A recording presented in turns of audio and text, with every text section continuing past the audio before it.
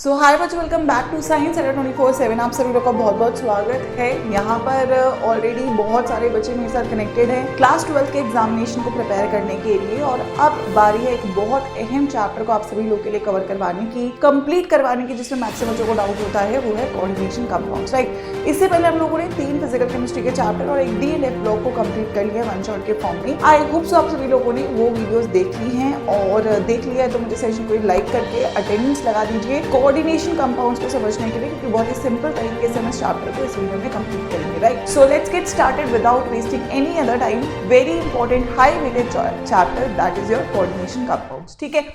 चलिए, तो जब मैं कोऑर्डिनेशन कंपाउंड्स की बात करती हूँ तो पहली चीज जो आपके मन में आएगी कि मैम कोऑर्डिनेशन कंपाउंड्स क्या होते हैं। देखो, mainly coordination compound, for example एक मैं एग्जांपल लूँ तो K3FeCN6, ठीक है। कुछ ऐसा एक कॉम्प्लेक्स अगर आप लोग को दिखता है तो इसको आप कोऑर्डिनेशन कंपाउंड बोल देते हो, ठीक है। जिसमें मेनली जो आपका ये है कोऑर्डिनेशन स्फीयर, जिसके अंदर 2 चीजें हैं, एक है आपका मेटल और एक है आपके पास लिगेंड, ठीक है। अब मेटल क्या है, इलेक्ट्रॉन एक्सेप्टर्स, और लिगेंड क्या है, इलेक्ट्रॉन डोनर्स, ठीक है। सो मेटल को लिगेंड इलेक्ट्रॉन्स अपने शेयर करता है वाया अ कोऑर्डिनेट बॉन्ड, जिसको आप इस तरीके से शो करते हो, राइट। सो मेटल यहाँ पे क्या कर रहा है, इलेक्ट्रॉन आपका क्या कर रहा है, एक्सेप्ट कर रहा है, और लिगेंड्स आपके क्या करेंगे, इलेक्ट्रॉन डोनेट करेंगे। तो टेक्निकली आप बोल सकते हो कि ये एक ल्यूइस एसिड और एक ल्यूइस बेस का पेयर है। तो coordination compound is a combination of a Lewis acid and a Lewis base. So that will be a perfect definition for a coordination compound, ठीक है। क्योंकि यहाँ पे जो इलेक्ट्रॉन शेयर हो रहे हैं ये दोनों किसके हैं, लिगेंड्स के। तो दोनों इलेक्ट्रॉन्स लिगेंड के हैं जो मेटल को ट्रांसफर कर रहा है, तो मेटल एक्सेप्ट कर रहा है और लिगेंड ट्रांसफर कर रहा है। जो इलेक्ट्रॉन एक्सेप्ट करता है वो लुईस एसिड होता है, जो डोनेट करता है वो लुईस बेस होता है, ठीक है। उसके अलावा जो भी स्फीयर के बाहर लगा होगा उसको आप काउंटर आयन का नाम देते हो। It could be a cation, अगर आगे लगाए पीछे लगाए तो anion. So this is a briefing of how a coordination compound looks like, उसमें क्या क्या होता है। तो पहले कुछ इंपॉर्टेंट टर्म्स एक बार गो थ्रू कर लेते हैं, then we are going to understand 4 और 5 मेन टॉपिक्स, जिसमें एक है आपका नेमिंग, IUPAC नेमिंग, फिर है इसका हाइब्रिडाइजेशन निकालना, that is valence bond theory, फिर इसकी स्प्लिटिंग को समझना, which is crystal field theory, and lastly mainly आपको आइसोमेरिज्म समझना है। आइसोमेरिज्म से डेफिनेटली क्वेश्चन पेपर में पूछा जाता है, ठीक है। चलिए, तो सबसे पहले इंपॉर्टेंट टर्म्स को समझ लेते हैं। हमारे पास मेन टॉपिक्स रहेंगे, we have to understand the main important terms, then हमें IUPAC नेमिंग आनी चाहिए, वहां से क्वेश्चन आता है। वर्नर थ्योरी पहली थ्योरी बनी थी जिसने बॉन्डिंग ऑफ कोऑर्डिनेशन कंपाउंड्स को एक्सप्लेन किया था, then we have valence bond theory, then we have crystal field theory, and lastly we have isomerism. तो ये 5 इंपॉर्टेंट टॉपिक्स है जो इस चैप्टर के आपको बहुत अच्छे से गो थ्रू कर लेने हैं, ठीक है। चलिए, पहले इंपॉर्टेंट टर्म्स को गो थ्रू करते हैं। पहली टर्म है कोऑर्डिनेशन एंटिटी। कोऑर्डिनेशन एंटिटी क्या है? कोऑर्डिनेशन एंटिटी इज बेसिकली आपके पास जो मेटल है, ओके। तो सबसे पहली टर्म जो हम लोगों को समझनी है कोऑर्डिनेशन कंपाउंड्स में, that is coordination entity. Coordination entity वो पूरा जो हमने देखा जहां पे मेरे पास मेटल है, मेरे पास लिगेंड्स है और मेरे पास आयंस है। तो वॉट एवर जो आप लोगों के कोऑर्डिनेशन कंपाउंड में एग्जिस्ट कर रहा है उसको आप क्या बोल देते हो, coordination entity. That is a central metal atom जिसके साथ आपके आयंस या फिक्स नंबर ऑफ आयंस या मॉलिक्यूल्स जो जुड़े हुए हैं, वो कलेक्टिवली आप इसको इस नाम से बोल देते हो, ठीक है। Second, you have central metal atom. अब कोऑर्डिनेशन एंटिटी के अंदर जो आपका मेटल प्रेजेंट है ना, जो मेटल आपका प्रेजेंट है उसको आप क्या बोल देते हो, सेंट्रल मेटल एटम, जो कि इलेक्ट्रॉन्स को क्या कर रहा है, एक्सेप्ट कर रहा है, और एक सर्टेन अरेंजमेंट में ये आपके लिगेंड्स के साथ जुड़ता है, ठीक है, जैसे अभी हम देखेंगे भी। बट इन शॉर्ट, अगर जो आपका मेटल एग्जिस्ट कर रहा है कोऑर्डिनेशन आपका जो स्फीयर है या एंटिटी है उसके अंदर, उसको आप क्या बोल देते हो, सेंट्रल मेटल एटम बोल देते हो, ठीक है। थर्ड है कोऑर्डिनेशन स्फीयर। अब देखो, coordination sphere is the central atom and the ligands attached to it are enclosed in a square. ये जो स्क्वायर ब्रैकेट के अंदर केवल जो चीजें हैं, और वो क्या है, केवल मेटल है और लिगेंड्स है। तो जो चीजें स्क्वायर ब्रैकेट के अंदर केवल एग्जिस्ट कर रही है उसको कलेक्टिवली आप क्या बोल देते हो, कोऑर्डिनेशन स्फीयर। जो आयनाइजेबल ग्रुप्स हैं वो इसके बाहर लिखे जाते हैं, जिनको आप क्या बोल देते हो, काउंटर आयंस, जो कि हमने बोला। सो कोऑर्डिनेशन कंपाउंड में 3 चीजें मेनली हैं, या तो मेटल है, या तो लिगेंड है, या तो काउंटर आयंस है। ये टोटल आपको एक कोऑर्डिनेशन कंपाउंड कहलाता है। मेटल आपका सेंट्रल मेटल एटम है, काउंटर आयन आपके ब्रैकेट के बाहर जो लिखा हुआ है वो सब काउंटर आयंस है, और जो उसके अलावा अंदर है वो क्या है, लिगेंड्स, ठीक है। अच्छा, लिगेंड्स को समझने से पहले एक और टर्म हम देख लेते हैं, that is coordination number. Coordination number क्या है? It is the total number of ligands, not it is the total number of donor atoms which are attached to the metal ion. ठीक है, मतलब अगर मैंने लिखा FeCN6 तो यहाँ पे आपको दिख रहा है कि 6 CN जुड़े हैं और ये एक मोनोडेंटेड लिगेंड है, जो भी हम समझेंगे भी। तो 6 डोनर एटम्स है, तो यहाँ पे कोऑर्डिनेशन नंबर क्या होगा? 6। लेकिन वहीं अगर मेरे पास FeEN3 होता तो यहाँ पे आपके पास 3 EN जुड़े हैं विच इज इथाइलिन डायमाइन, है ना, मतलब कि 3 आपको इथाइलिन डायमाइन मिले हैं। एक इथाइलिन डायमाइन पे 2 डोनर एटम्स है, तो टोटल डोनर एटम्स इसके भी 6 हैं। तो यहाँ पे भी कोऑर्डिनेशन नंबर 6 ही निकल कर आता। तो जितने डोनर एटम्स आपके मेटल के साथ जुड़े हुए हैं उसको आप कोऑर्डिनेशन नंबर बोल देते हैं। ठीक है, उसके लिए आपको लिगेंड्स को अच्छे से समझना जरूरी है। ठीक है, तो सबसे पहले लिगेंड्स की एक बेसिक डेफिनेशन। लिगेंड्स क्या है? वो आयंस या मॉलिक्यूल्स जो आपके स्क्वायर ब्रैकेट के अंदर मेटल के साथ जुड़े हैं उसको लिगेंड बोलते हैं। अब लिगेंड का काम क्या है? इलेक्ट्रॉन डोनेट करना। They simply have to give electrons to the metal. Anything that is giving electrons to the metal in the square bracket is known as a ligand. ठीक है, बहुत ही सिंपल। अब ये जो लिगेंड्स है ये 2 टाइप के आपके एग्जिस्ट कर सकते हैं। पहला, इलेक्ट्रॉन अगर मैं बोलूं कि देना है तो 2 ही तरीके से इलेक्ट्रॉन दे सकते हैं। उसके पास या तो एक्स्ट्रा इलेक्ट्रॉन होना चाहिए या फिर नेचुरली उसके पास एक इलेक्ट्रॉन होना चाहिए टेक्निकली। तो अगर मैं on the base of charge बोलूं तो मेरे पास 2 टाइप के लिगेंड्स हो सकते हैं, one is neutral and one is charge. ठीक है, अब न्यूट्रल लिगेंड्स कौन से होंगे? न्यूट्रल लिगेंड्स वो लिगेंड्स है जिनके पास लोन पेयर है, क्योंकि अगर आपके पास लोन पेयर है तो आपके पास एक्स्ट्रा इलेक्ट्रॉन्स है जो आप डोनेट कर सकते हो और आपने कहीं से उन्हें लिया भी नहीं है, तो मतलब आप न्यूट्रल हो। तो जितने भी लिगेंड्स जिनके पास लोन पेयर हैं या जितने भी एटम्स जिनके पास लोन पेयर है, जैसे कि नाइट्रोजन है, क्लोरीन है, ऑक्सीजन है, फ्लोरीन है, ये सब के पास लोन पेयर होता है। लोन पेयर है तो इलेक्ट्रॉन दे सकते हैं, तो दे आर न्यूट्रल लिगेंड्स। लेकिन वहीं पर ऐसे भी लिगेंड्स हो गए जिन्होंने चार्ज लिया हुआ है ना, जैसे F नेगेटिव, है ना। F2 is a neutral ligand but F negative is a charge ligand. तो अगर वो न्यूट्रल है तो मतलब कि उसके ऊपर कोई चार्ज नहीं है, लोन पेयर है। लेकिन अगर आपको दिख रहा है उसके ऊपर एक चार्ज है तो वो चार्ज कैटेगरी में आएगा। तो 2 कैटेगरी में आपके पास लिगेंड्स हो सकते हैं on the basis of charge.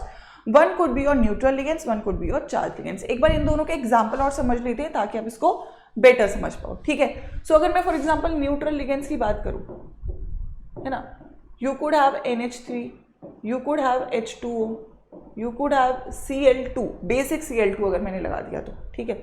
या फिर अगर मेरे पास फॉर एग्जांपल CO है, मेरे पास PH3 है, ठीक है, राइट। सो अगर मैं यहाँ पे बात करूँ तो इसके पास भी लोन पेयर है, लोन, इसके पास ऑक्सीजन में लोन पेयर है,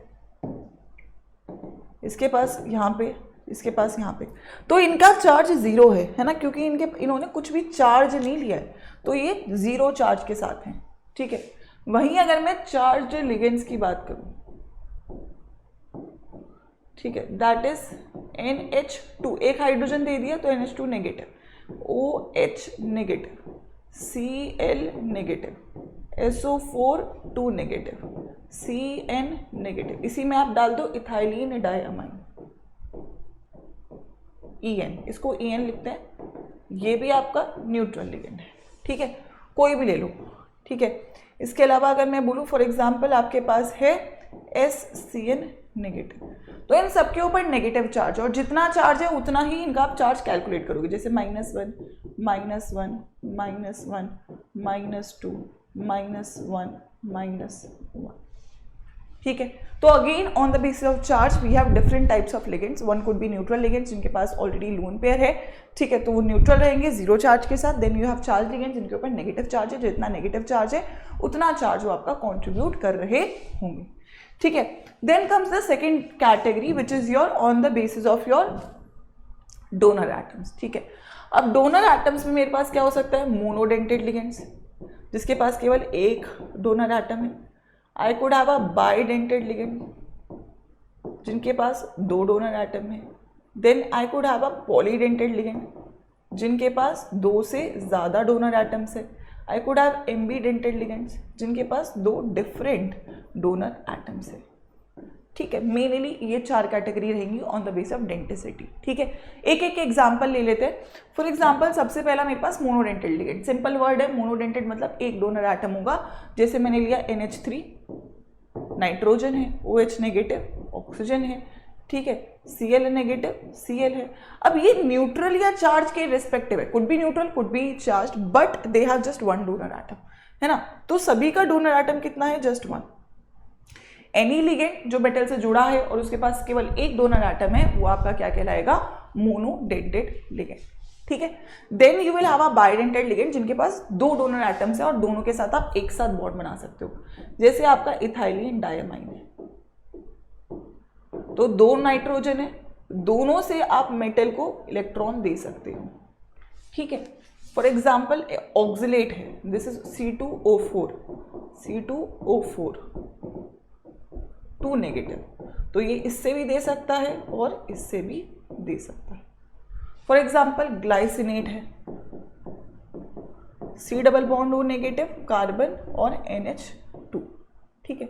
तो ये नाइट्रोजन से भी दे सकता है, ऑक्सीजन से भी दे सकता है। तो क्योंकि आप दो डोनर एटम्स को यूज कर रहे हो एक साथ, तो ये होंगे बाइडेंटेड लिगेंड। अब इसके ऊपर कोई चार्ज नहीं है, zero charge, this is ethylene diamine, ठीक है। इसके ऊपर 2 नेगेटिव है तो -2 charge, it is also known as oxalate. इसके ऊपर जस्ट 1 चार्ज है, this is -1, this is glycinate. अच्छा, आप तीनों में एक और चीज ऑब्जर्व कर रहे हो, this is making a ring, है ना। 1 एटम, 2 एटम, 3 एटम, कार्बन समझ लो 4 एटम, 5 एटम। सो ये 5 मेंबर का एक रिंग बना रहा है, ठीक है। आप इसको भी देखो, 1 atom, 2 atom, 3 atom, 4 atom, 5 atom, ये भी 5 मेंबर का रिंग बना रहा है, ठीक है। 1 atom, 2 atom, 3 atom, 4 atom, 5 atom, तो ये भी रिंग बना रहे हैं। तो आपको रिंग जब फॉर्म होती हुई दिखती हैं, तो कोऑर्डिनेशन कंपाउंड्स में जो रिंग होती है उनको बोलते हो chelate. Chelate are your rings in coordination compound and they make the compound extra stable, ठीक है। ये आपके कंपाउंड को क्या कर देती हैं? एक्स्ट्रा स्टेबल बना देते हैं, ठीक है। तो ये जो तीनों कॉम्प्लेक्सेस हैं, ये आपके इसी के एग्जाम्पल माने जाएंगे और ये तीनों किलेटिंग लिगेंड्स भी कहलाएंगे, क्योंकि किलेट का फॉर्मेशन कर रहे हैं, रिंग का फॉर्मेशन कर रहे हैं। तो bidentate ligands are also known as your chelating ligands because they are able to make rings and therefore they are going to make your compound extra stable. Ring के formation से हमेशा extra stability निकल कर आती है, ठीक है। Then for example I have a polydentate ligand, जिसका एक एग्जाम्पल हम ले लेते हैं EDTA, which is ethylene diamine tetra acetate, है ना। Ethylene is 2 carbon, diamine 2 nitrogen, acetate C double bond O negative. 4 हैं तो एक बना दिया, दूसरा बना दिया, तीसरा बना दिया और चौथा बना दिया। This is a structure of your ethylene diamine tetra acetate, ठीक है।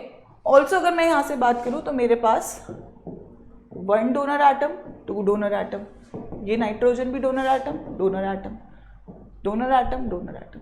तो कितने डोनर एटम्स है मेरे पास? 6 डोनर एटम्स, जिसमें आप देखोगे 2 नाइट्रोजन एंड 4 ऑक्सीजन अवेलेबल है। क्या है? 2 नाइट्रोजन एंड 4 ऑक्सीजन अवेलेबल है। क्या ये किलेट का फॉर्मेशन कर सकता है? देखो, एक ये दोनों एक साथ दे सकते हैं तो एक ये यहाँ पे रिंग बना सकता है, मल्टीपल रिंग्स बना सकता है। यहाँ पे दे सकता है, यहाँ पे दे सकता है, एक रिंग बना सकता है, यहाँ पे दे सकता है, यहाँ पे दे सकता है, एक रिंग बना सकता है। तो क्या ये भी एक किलेटिंग लिगेंड है? तो आप बोलोगे yes ma'am, this is also a chelating ligand. तो 2 या 2 से ज्यादा, है ना, अगर डोनर एटम्स है और उनको आप एक साथ यूज कर सकते हो तो आप किलेट का फॉर्मेशन कर सकते हो। तो yes, this will be also known as your chelating ligand, ठीक है। बाइडेंटेड हो गया, पॉलीडेंटेड हो गया। अब एक छोटा सा अलग सा चीज है आपके पास, which is your ambidentate ligand. Ambidentate ligand वो लिगेंड है जिनके पास 2 डिफरेंट डोनर एटम्स होंगे और दोनों को आप एक साथ यूज नहीं कर सकते, है ना। जैसे कि फॉर एग्जाम्पल NO2 है, तो NO2 में आपने नाइट्रोजन के साथ लिगेंड दिया और इसी में आप ONO के साथ भी दे सकते हो।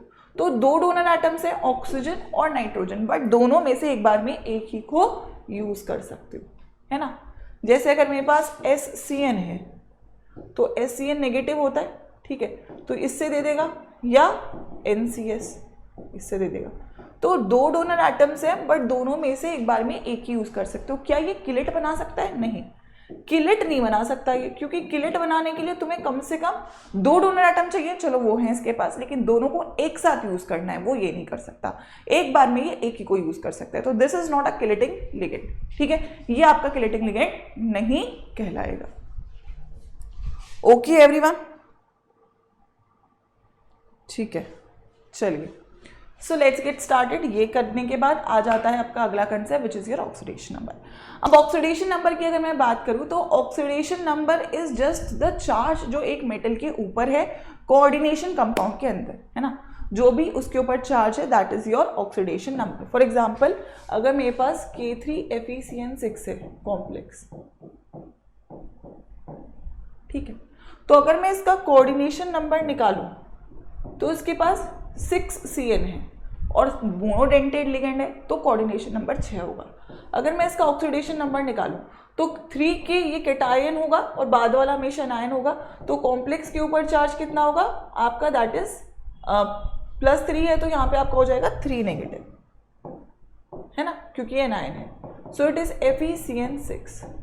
तो Fe का निकाल रहे हो, 6Cn है तो 6 इंटू 1 के ऊपर चार्ज -1, ओवरऑल चार्ज -3, तो x यहाँ से आएगा +3। तो oxidation number +3, coordination number also 6। वहीं अगर मेरे पास फॉर एग्जांपल कॉम्प्लेक्स होता है FeEn3 पॉजिटिव, ठीक, अब अगर मैं इसका कोऑर्डिनेशन नंबर निकालूं तो आपको 3 इथाइलिन डायमाइन दिख रहे हैं, ठीक है, लेकिन ये बाइडेंटेड लिगेंड है तो इसे एक के पास 2 डोनर एटम है, तो टोटल डोनर एटम कितने हो गए 6। और अगर मैं ऑक्सीडेशन नंबर निकालूं तो Fe का x, En एक न्यूट्रल लिगेंड है तो 0 चार्ज रहेगा, ओवरऑल चार्ज +3 है, तो यानी कि ऑक्सीडेशन नंबर कितना आएगा +3। सो oxidation number is the charge on the central metal atom जो आपके कोऑर्डिनेशन स्फीयर के अंदर बैठा हुआ है, और coordination number is the number of donor atoms जो आपके मेटल के साथ कोऑर्डिनेशन कंपाउंड के अंदर जुड़े हुए होंगे, ठीक है। तो आई थिंक ये दोनों चीजें आपको क्लियर होनी चाहिए, दोनों से क्वेश्चंस आपसे पेपर में पूछे जा सकते हैं, ठीक है। Then you have a simple term which is known as coordination polyhedron. This is just telling you कि अगर आपका एक मेटल है और उससे लिगेंड्स जुड़े हुए हैं तो किस शेप में जुड़े हैं, उनकी 3 डायमेंशनल में क्या अरेंजमेंट है, that combiningly is known as your coordination polyhedron, है ना। It could be anything, right, अगर मैं बोलूँ ऑक्टाहेड्रल शेप हो सकता है ना, स्क्वायर प्लेनर शेप हो सकता है, ठीक है, एनीथिंग, टेट्राहेड्रल शेप हो सकता है, तो कोई भी जो शेप आपकी 3D में एग्जिस्ट कर रही होगी वो आपका कोऑर्डिनेशन पॉलीहेड्रल कहलाएगी, ठीक है। Lastly then you can have 2 types of complexes, है ना। एक कॉम्प्लेक्सेस होते हैं होमोलेप्टिक कॉम्प्लेक्स और एक होता है हेट्रोलेप्टिक कॉम्प्लेक्स। होमोलेप्टिक कॉम्प्लेक्सेस वो कॉम्प्लेक्सेस है जिसमें सारे लिगेंड्स एक ही टाइप के हैं। अगर आपके पास एक ऐसा कॉम्प्लेक्स है जिसमें सारे लिगेंड्स एक टाइप के हैं तो वो होमोलेप्टिक कॉम्प्लेक्स होगा, और अगर आपके पास एक ऐसा कॉम्प्लेक्स है जिसमें आपके लिगेंड्स अलग अलग हैं तो वो आपका हेट्रोलेप्टिक कॉम्प्लेक्स कहलाएगा, ठीक है। सो होमोलेप्टिक में ओनली 1 काइंड ऑफ लिगेंड है, जैसे आप देख रहे हो केवल NH3 है, और हेट्रोलेप्टिक में मोर देन 1 काइंड है, जैसे यहाँ पे आप देख रहे हो NH3 और Cl है। तो क्वाइट इजी टू आइडेंटिफाई, सारे एक है तो होमोलेप्टिक, डिफरेंट है तो heteroleptic. So these are the basic important terms जो आप लोग को याद रखनी है, क्योंकि जब आपको याद होंगी तो आप लोग इस चैप्टर में प्रॉब्लम फेस नहीं करोगे, ठीक है। Then comes the second important part which is your IUPAC naming, ठीक है। आप कुछ पढ़ रहे हो तो उसका नाम करना तो आपको आना ही चाहिए, है ना। So then there are few rules, है ना। पहला रूल है यहाँ पे आपका कि cation is always named before anion, है ना। हमेशा केटायन का नाम पहले करेंगे और फिर एनायन का, ठीक है। अगर ऐसा केस है तो इसमें कॉम्प्लेक्स आपका केटायन है और ये आपका एनायन है। अगर ऐसा केस है जो आगे है वो हमेशा केटायन है और जो ये कॉम्प्लेक्स है ये एनायन है, तो डिपेंडिंग अपॉन आपका कॉम्प्लेक्स अगर आगे लिखा है तो पहले आप कॉम्प्लेक्स का नाम लिखोगे, अगर आपका कॉम्प्लेक्स पीछे लिखा है तो पहले आप आयन का नाम करोगे और फिर कॉम्प्लेक्स का नाम करोगे। तो पहली चीज आपको पता करना है कि केटायन एनायन क्या है, ठीक है। अब जब आप कॉम्प्लेक्स का नेम कर रहे हो तो उसमें आपको एक रूल फॉलो करना है which is known as LMO, that is सबसे पहले आप लिगेंड का नाम करोगे, फिर आप मेटल का नाम करोगे और फिर लास्ट में आप ऑक्सीडेशन नंबर लिखोगे, ठीक है, डन है। अच्छा, अब लिगेंड आपके पास मल्टीपल टाइप्स के हो सकते हैं। सो अगर लिगेंड्स आपके पास मल्टीपल टाइप्स के हैं तो आप उन्हें अल्फाबेटिकली लगाओगे। जो अल्फाबेटिकली पहले नाम आएगा उसको पहले लिखोगे, फिर बाद में बच्चों को, ठीक है। अगर वो more than one in number है, जैसे 2-3 है एक ही टाइप का लिगेंड, तो फिर आप वहां पे प्रीफिक्स यूज कर सकते हो। अगर जैसे 2 है तो डाई, ट्राई, टेट्रा, है ना, पेंटा, हेक्सा, ये मोनोडेंटेड लिगेंड के लिए है। अगर बाइडेंटेड लिगेंड है तो आप यूज करते हो बिस, ट्रिस, टेट्रा, किस, ये आप लोग बाइडेंटेड लिगेंड्स के लिए यूज करोगे, ठीक है। तो आपको लिगेंड के नाम क्लियर हुए। अच्छा, दूसरी बात, अगर आपके कॉम्प्लेक्स पे, है ना, पॉजिटिव चार्ज है तो आपको कोई चेंजेस नहीं करने नाम के अंदर, जो नाम है लिगेंड का या मेटल का वैसे ही रखना है। लेकिन अगर कॉम्प्लेक्स के ऊपर नेगेटिव चार्ज है, उस केस में मेटल के नाम के आगे आपको 8 लिखना पड़ता है और लिगेंड के नाम के आगे आपको O लिखना पड़ता है, ठीक है। तो these are the few rules जिसके अकॉर्डिंग आप लोग कोऑर्डिनेशन कंपाउंड्स का IUPAC नेमिंग कर रहे होंगे, ठीक बात है, कोई दिक्कत तो नहीं है यहाँ तक, ठीक है। फॉर एग्जाम्पल इसका नाम करते हैं COCN6 3 नेगेटिव, ठीक है। अब देखो नेगेटिव चार्ज है, हमें दिख रहा है, तो पहला काम है ऑक्सीडेशन नंबर निकालना। तो x है, 6 CN है तो -6, ओवरऑल चार्ज -3, तो x इक्वल्स टू +3। अब मेरे पास यहाँ पे आयंस तो है नहीं, तो कोई मुझे आयंस का नाम करना नहीं है आगे पीछे। नेगेटिव चार्ज है कॉम्प्लेक्स पे, वो दिख गया है, ठीक है। अब लिगेंड है आपके 6, तो इट इज हेक्सा सयानिडो, क्योंकि नेगेटिव चार्ज है तो नाम के आगे O लगेगा, ठीक है। कोबाल्ट है, कोबाल्ट के नाम के आगे 8 लगेगा क्योंकि नेगेटिव चार्ज है। ऑक्सीडेशन नंबर 3 लिखेंगे और क्योंकि इसके आगे पीछे कुछ नहीं है तो इसको आप आयन लिखोगे। अगर मैं नीचे वाला निकालूं तो this is H2O neutral ligand है, ओवरऑल चार्ज +3 है, तो ऑक्सीडेशन नंबर फिर से हुआ +3। अब यहाँ पे फिर से 6 ही है, तो हेक्सा, पानी को बोलते हो एक्वा, ठीक है। क्रोमियम, पॉजिटिव चार्ज है तो नाम बदलने की जरूरत है नहीं, 3 और फिर से आयन, ठीक है। So the rules you need to follow and you will get your name. For example ये, अब देखो यहाँ पे आपका कॉम्प्लेक्स के ऊपर पॉजिटिव चार्ज होगा, एक Br है तो +1 होगा, तो XCr NH3 न्यूट्रल, 2 Cl है, ओवरऑल चार्ज +1 है, तो ऑक्सीडेशन स्टेट फिर से +3। अब नाम करते हैं अमाइन और क्लोरिडो है, तो अल्फाबेटिकली अमाइन आएगा, 4 है तो टेट्रा, टेट्रा अमाइन, डाइक्लोरिडो, ठीक है। क्रोमेट, क्रोमियम, क्रोमियम करेंगे क्योंकि 8 नहीं लगाना क्योंकि प्लस चार्ज है, ऑक्सीडेशन स्टेट 3। और केटाइन और एनाइन के बीच में भी केटाइन का नाम हो गया, एनाइन इज ब्रोमाइड, स्पेस दोगे बीच में, ब्रोमाइड, ठीक बात। आइए, जैसे ये है तो यहाँ पे ओवरऑल चार्ज कितना होगा, +3, है ना, तो this is x + 0 equals to +3, तो ऑक्सीडेशन नंबर कितना होगा, +3। So this is hexa amine cobalt 3 chloride, ठीक है। तो जितना ज़्यादा आप IUPAC का प्रैक्टिस करोगे उतना आपका ये स्ट्रॉन्ग टॉपिक होता चला जाएगा, ठीक है। तो इसको आप इन रूल्स के अकॉर्डिंग बार प्रैक्टिस करोगे। Then comes our first theory which is known as your Werner's theory. Werner's theory ने आपको दो कंसेप्ट दिए कि जो आपका मेटल है ना उसकी 2 वैलेंसीज होती हैं, एक होती है उसकी प्राइमरी वैलेंसी और एक होती है उसकी सेकेंडरी वैलेंसी। तो मेटल जो है वो 2 वैलेंसीज के साथ आता है, एक उसकी प्राइमरी वैलेंसी होती है और एक उसकी सेकेंडरी वैलेंसी होती है।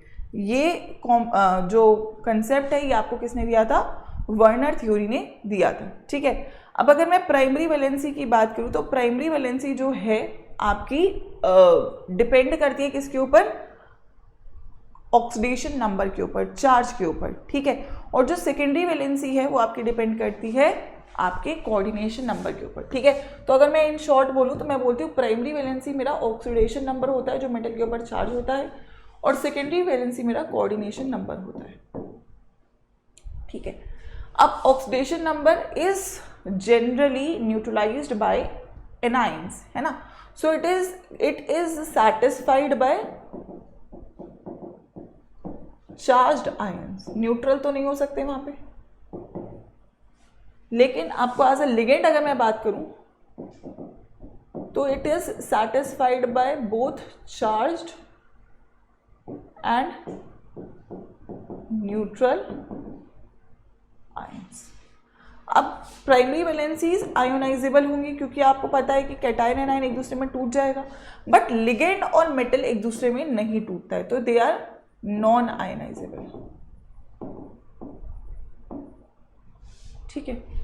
अब अगर मैं बात करूं प्राइमरी वैलेंसीज आपकी क्या होती हैं, नॉन डायरेक्शनल, इसमें कोई डायरेक्शन नहीं होती, लेकिन ये आपकी क्या होती है, डायरेक्शनल, क्योंकि आपको दिखता है कोऑर्डिनेट बॉन्ड जो होता है वो आपका लिगेंड टू मेटल होता है। क्या होता है, लिगेंड टू मेटल पाया जाता है, ठीक है बात। आई होप सो आपको दोनों में डिफरेंस क्लियर है। तो अगर आपको ऑक्सीडेशन नंबर निकालना आता है और कोऑर्डिनेशन नंबर निकालना आता है तो आप इजीली प्राइमरी और सेकेंडरी वैलेंसी को आइडेंटिफाई कर सकते हो, ठीक है। So primary valency equals to the oxidation number satisfied by anions, ionisable, non directional, geometry predict नहीं कर सकते, उसे डॉटेड लाइन से शो करते हो आप लोग। सेकेंडरी वैलेंसी कोऑर्डिनेशन नंबर है, न्यूट्रल और एनायंस दोनों हो सकते हैं, non ionisable, directional, geometry predict कर लेते हो क्योंकि आप लोग बता देते हो कि वो ऑक्टाहेड्रल शेप है या टेट्राहेड्रल शेप है, जो कि हम अगली थ्योरी में देखेंगे भी, और उसे आप डैश लाइन से शो करते हो, ठीक है। तो जो ज्योमेट्री का कंसेप्ट है वो हमें बताती है valence bond theory. Basically it is telling you कि आपके जो मेटल है और जो लिगेंड है वो जब आपस में कंबाइन करते हैं तो एक हाइब्रिडाइज्ड ऑर्बिटल के थ्रू एक हाइब्रिडाइजेशन बनाएंगे। तो उस हाइब्रिडाइजेशन से आपकी क्या शेप निकल के आएगी, अलॉन्ग विद क्या मैग्नेटिक प्रॉपर्टीज रहती हैं, ये आपको वैलेंस बॉन्ड थ्योरी बताती है, ठीक है। मेनली आपको ये शेप का प्रेडिक्शन दे रही होती है, ठीक है। सो अगर मैं फॉर एग्जांपल बोलूँ कोऑर्डिनेशन नंबर 4 है और अगर आपकी हाइब्रिडाइजेशन sp3 निकल के आई तो उसकी शेप क्या होती है, टेट्राहेड्रल। अगर आपका कोऑर्डिनेशन नंबर 4 है और आपकी हाइब्रिडाइजेशन निकल के आई dsp2 तो उसका शेप क्या होगा, स्क्वायर प्लेनर। अगर आपका कोऑर्डिनेशन नंबर 5 है और आपका हाइब्रिडाइजेशन फिर होगा 5 ऑर्बिटल्स के साथ sp3d तो शेप होगा ट्राइगोनल बाइपिरामिडल, और कोऑर्डिनेशन नंबर 6 में sp3d2 हो सकता है या d2sp3 हो सकता है, दोनों में शेप होगा ऑक्टाहेड्रल। हमारे लिए मेनली कोऑर्डिनेशन नंबर 4 और कोऑर्डिनेशन नंबर 6 जानना ज़्यादा ज़रूरी है, सबसे ज़्यादा वहीं से आपसे क्वेश्चंस पूछे जाते हैं, ठीक है। ये रही बात मेटल की। लेकिन अगर मैं लिगेंड्स की बात करूं तो लिगेंड्स की जो स्ट्रेंथ है वो डिपेंड करती है उसकी कितना वो इलेक्ट्रॉन डोनेट कर सकता है। अब कोई भी चीज़ उतना इलेक्ट्रॉन देगी जितना वो कम इलेक्ट्रोनेगेटिव है, क्योंकि अगर वो इलेक्ट्रोनेगेटिव ज़्यादा है तो इलेक्ट्रॉन देगी नहीं, लेगी, है ना। अब मोस्ट इलेक्ट्रोनेगेटिव आपको पता है हेलोजेंस है, तो हेलोजेंस आपकी वीकेस्ट डोनर है, फिर ऑक्सीजन है, फिर नाइट्रोजन है, और कार्बन आपका स्ट्रॉन्गेस्ट डोनर है। तो कार्बन और नाइट्रोजन के लिगेंड्स को आप स्ट्रॉन्ग कैटेगरी में डालते हो और ऑक्सीजन और हेलोजेंस को आप वीक लिगेंड्स बोलते हो। स्ट्रॉन्ग लिगेंड्स आपके पेयरिंग करते हैं, जो कि CFT बताता है कि क्यों करते हैं। वीक लिगेंड्स आपके पेयरिंग नहीं करते हैं, ठीक है। वीक लिगेंड्स आपके पेयरिंग नहीं कर पा रहे होते हैं, ठीक है। तो अगर मैं फॉर एग्जांपल कोऑर्डिनेशन नंबर 6 को समझने की कोशिश करती हूँ कि कैसे हाइब्रिडाइजेशन का कंसेप्ट आएगा, है ना। तो फॉर एग्जांपल आपके पास कॉम्प्लेक्स है K3Fe K4FeCN6, है ना। तो यहाँ से अगर आप चार्ज निकालोगे तो FeCN6 4 नेगेटिव हो जाएगा, तो this is x -6 equals to -4, तो चार्ज कितना आ जाएगा यहाँ से, +2, ठीक है। तो मतलब आयरन के ऊपर चार्ज है +2 और +2 में वो क्या होगा, 3d6 4s0, ठीक है। अब d6 आप इसकी फिलिंग करोगे तो देखो पहले आपका क्या होता है, 3d 1 2 3 4 5 4s 4p 4d,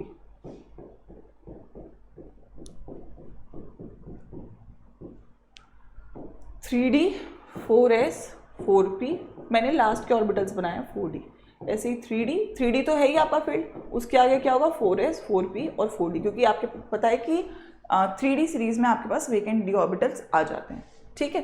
सो अगर मैं बोलूँ ये D6 है तो इट इज़ 1 2 3 4 5 6। अब क्योंकि CN है, CN एक स्ट्रॉन्ग लिगेंड है, कार्बन का लिगेंड है, तो ये आपका क्या करेगा, पेयरिंग करेगा।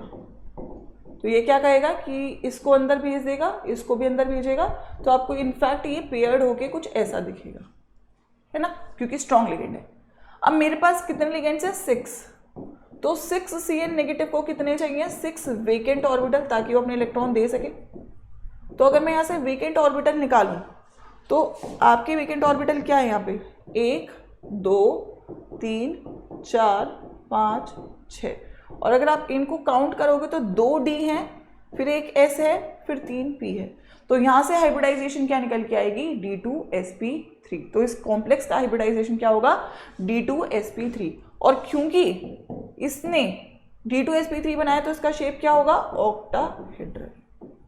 अब अगर ये बोलूं पैरामैग्नेटिक है या डायामैग्नेटिक, तो इसके पास कोई भी अनपेड इलेक्ट्रॉन्स नहीं है, तो ये होगा डायामैग्नेटिक।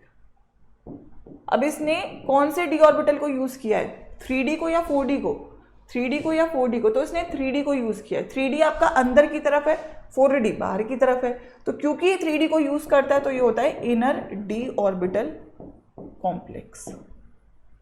अच्छा, ऑल्सो जब इलेक्ट्रॉन्स पेयर्ड होते हैं तो उनका स्पिन 0 होता है ना, क्योंकि एक का -12 एक का +12, तो जब ये पेयर्ड है तो इनका स्पिन हुआ टोटल 0।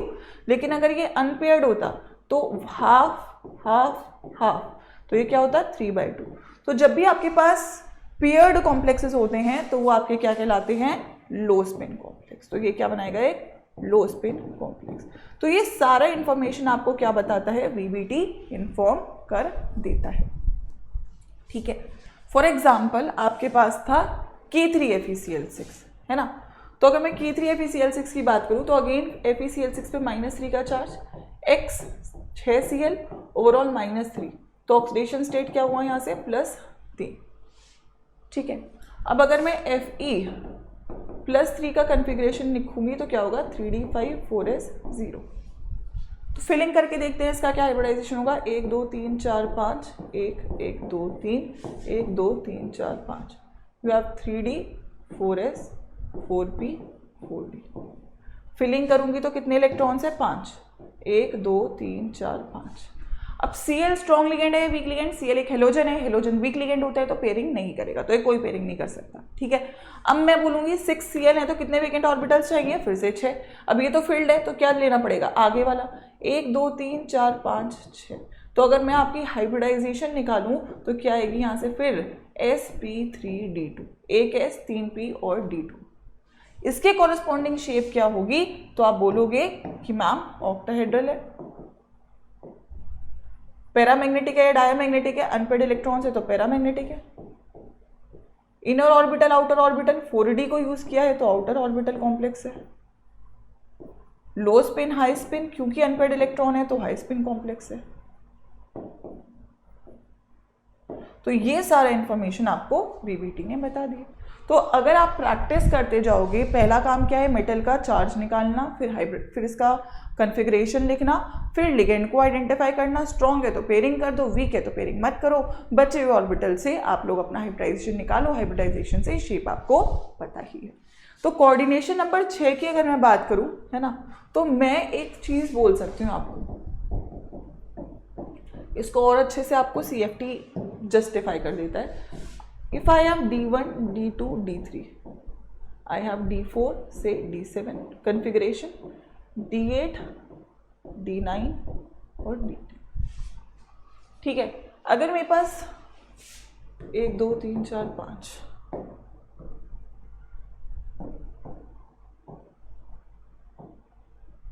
ठीक है, अगर मेरे पास मैक्सिमम D3 है 1 2 3, अगर मेरे पास मैक्सिमम D8 है, इसमें 1 2 3 4 5 6 7 8, अगर मैं D1 D2 D3 की बात कर रही हूँ तो तुम चाहे स्ट्रॉन्ग लिगेंड लो वीक लिगेंड लो, पेयरिंग 3 इलेक्ट्रॉन्स के बाद स्टार्ट होती है, तो इसमें पेयरिंग हो ही नहीं सकती। तो आप हर हालत में अपना 3D यूज करोगे, हर हालत में आप 3D यूज करोगे, और अगर हर हालत में आप 3D यूज करोगे तो हमेशा ये D2sp3 बनाएगा, क्योंकि आप यही 2 D यूज करोगे, चाहे स्ट्रॉन्ग लिगेंड हो या वीक लिगेंड लो। अगर मैं D8 की बात करूँ, तुम पेयरिंग कर भी दोगे स्ट्रॉन्ग से तो भी तुम्हें एक ही ऑर्बिटल खाली मिलेगा। क्या तुम्हें किसी हालत में ये दोनों ऑर्बिटल खाली मिल सकते हैं? नहीं, ना D8 में, ना D9 में, D10 में। तो तुम जब 3D यूज ही नहीं कर सकते तो तुम्हें हमेशा यहाँ पे हाइब्रिडाइजेशन sp3 d2 बनानी पड़ेगी। तो अगर आपके मेटल की कन्फिग्रेशन d1 d2 d3 या d8 d9 d10 है तो उस केस में आप हमेशा d2 sp3 या sp3 d2 बनाओगे। केवल और केवल d4 से d7 में आपको लिगेंड चेक करना है, स्ट्रॉन्ग लिगेंड या week ligand. Strong ligand generally pair करता है तो वो d2 sp3 बना देता है, और वीक लिगेंड पेयरिंग नहीं करता तो वो sp3 d2 बनाता है। तो इन शॉर्ट अगर आप इस समरी को याद करोगे तो आप लोग मोस्ट ऑफ द क्वेश्चंस को ओरली भी सॉल्व कर पाओगे on the basis of configuration. एक बार इसको आप अच्छे से प्रैक्टिस करेंगे तो आप लोग क्वेश्चंस को कर पाओगे। बाकी हम लोग एक बार थ्योरी कंप्लीट करके क्वेश्चंस को भी स्टार्ट करेंगे, प्लस मैं जो आपको बैच पढ़ा रही हूँ 12th का, उसमें हम लोग इसे practice topic wise with NCERT exemplar and PYQs भी कर ही रहे हैं। ठीक है, तो अगर आप मेरे साथ डिटेल में पढ़ना चाहते हो तो आप जो RM 4.0 बैच है, ठीक है, उसको ज्वाइन कर सकते हो। एंड बैच में ज्वाइन करने का जो डिस्काउंट कोड रहेगा वो होगा Wi-Fi 13।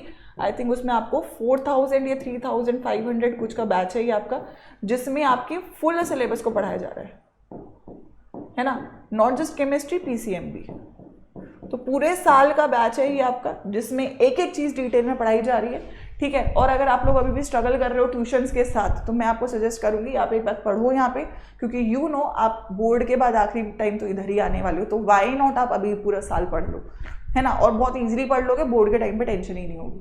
So if you are searching for something to study properly, go for this batch, this will be a fresh batch. इसमें मैं ऑर्गेनिक स्टार्ट करने वाली हूँ। ठीक है, चलिए आ जाती हूँ कोऑर्डिनेशन नंबर 4 पे। ठीक है, अगर मैं कोऑर्डिनेशन नंबर 4 की बात करूँ, ठीक है, so if I have NiCN4 2 negative, 4 ही है क्योंकि 4 CN है, इसमें भी सेम ही मेथड्स रखेंगे हम लोग। ठीक है, तो यहाँ पे अगेन x - 4 = -2 है, तो ऑक्सीडेशन नंबर +2 है। ठीक है, निकल +2 में क्या होता है 3D8 4s0। ठीक है, अच्छा, अगर मैं इसकी हाइब्रिडाइजेशन निकालूँ 1 2 3 4 5 1 1 2 3 1 2 3 4 5 1 2 3 4 5 1 1 2 3 1 2 3 4 3D 4s 4p 4p 3D 4s 4p। ठीक है, तो अगर मैं यहाँ पे बोलूँ तो CN है मेरे पास which is a strong ligand. Yes, तो पहले इसके पास 8 इलेक्ट्रॉन है, 5 6 7 8। स्ट्रॉन्ग लिगेंड है तो पेयर कर देगा। अब क्या चाहिए, 4 CN है तो 4 वेकेंट ऑर्बिटल चाहिए। तो 4 वेकेंट ऑर्बिटल कहाँ है, 1 2 3 4। एक DsP2, DsP2 की जो शेप होती है वो क्या होती है, स्क्वायर प्लेनर। अनपेड इलेक्ट्रॉन्स है नहीं, तो डायामैग्नेटिक। लो स्पिन, इनर आउटर का कॉम्प्लेक्स होगा नहीं, क्योंकि कोऑर्डिनेशन नंबर 4 में या तो DsP2 होता है या sp3 होता है। DsP2 में ही केवल d ऑर्बिटल है, sp3 में होता ही नहीं है, तो d ऑर्बिटल आपको क्लासिफाई करने की जरूरत है नहीं कि वो इनर ऑर्बिटल है या फिर आउटर ऑर्बिटल है। ठीक है, वहीं फॉर एग्जाम्पल आपके पास NiCl4 2 नेगेटिव है, तो दिस इज अगेन x - 4 -2, तो x = +2। ठीक है, तो निकल +2 में फिर से क्या होगा, अब Cl स्ट्रॉन्ग लिगेंड है या वीक लिगेंड है,